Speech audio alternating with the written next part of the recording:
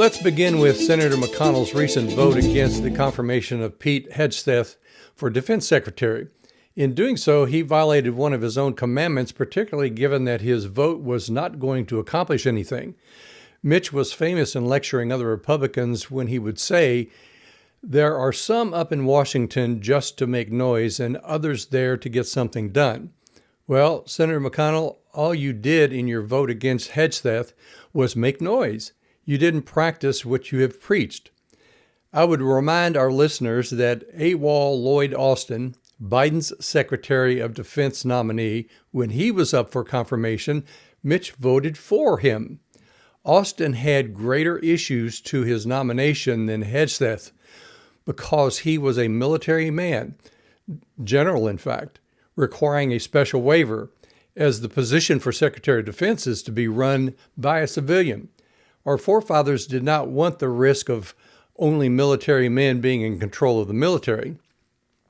Even Mitch commented on that during the vote on Austin. Our government and military are run by the people, the voters.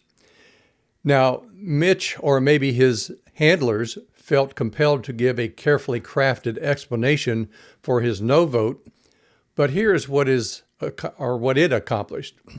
First, it was offensive to refer to Hegseth's experience, particularly being a military man and having served overseas, as nothing more than having dust on his boots, referring to his service overseas.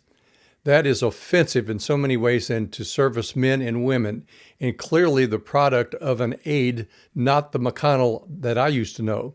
Second, in spite of Mitch's menu of important things a civilian defense secretary is supposed to know and be able to do, and I'd say civilian intentionally, let me remind everyone that 50 of his colleagues disagreed with him.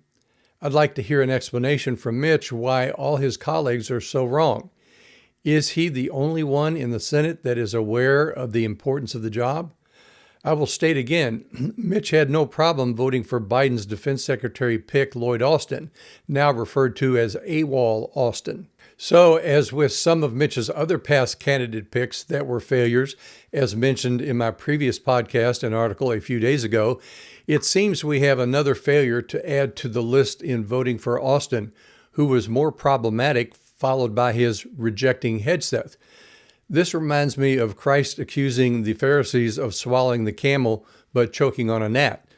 So bottom line is, Mitch was grossly inconsistent with his vote against Hegseth, not to mention it being so improvident. This is not the Mitch of 20 years ago, not even 10. Now my question is this blunder a blip, or are we going to see more Nancy Pelosi-style drifting with more no votes against Trump's nominees? I'm concerned there will be. You do not see this type of division among Democrats. Republicans only have a majority because of Trump. For once, as Republicans, let's not fight our Republican president. I implore Mitch to help Trump accomplish something and not just make noise. Don't be divisive. Trump has earned the right to his picks, and when you look at Trump's first week in office, we are seeing in stark reality what a real president is supposed to be and act like, with strength, determination, and in the best interest of the people. Finally, I have been flooded with amens to my previous comments on Mitch's no vote. With a popularity no greater than Nancy Pelosi's, I ask Mitch to think of the Kentucky Republican Party. And don't become so toxic that you harm Kentucky and the party that you have helped in the past. We have given you many well-deserved accolades in the past. Please don't tarnish them.